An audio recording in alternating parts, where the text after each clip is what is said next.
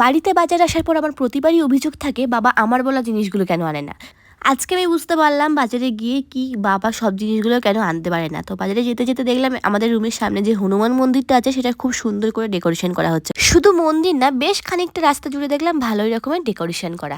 তো আমার বর অফিস থেকে আসার পরে একেবারে ওর সাথে বাজারে চলে আসলাম। ও আমাকে রাস্তায় দাঁড়াতে বলেছিল। এখানে সন্ধ্যাবেলা অনেকটা বৃষ্টি হয়েছিল, তো বাজারে গিয়ে দেখি জিনিসের যে আকাশ ছোঁয়া দাম, একটু মোমো খেতে ইচ্ছে ছিল কিন্তু আর খেতে ইচ্ছে করে না, মুড়ি নিয়েই বাড়ি চলে আসলাম। তারপরে এখানে সিঙ্গাড়া নিয়ে নিচ্ছিলাম, বেশ বাড়ি গিয়ে মুড়ি মাখা খাবো।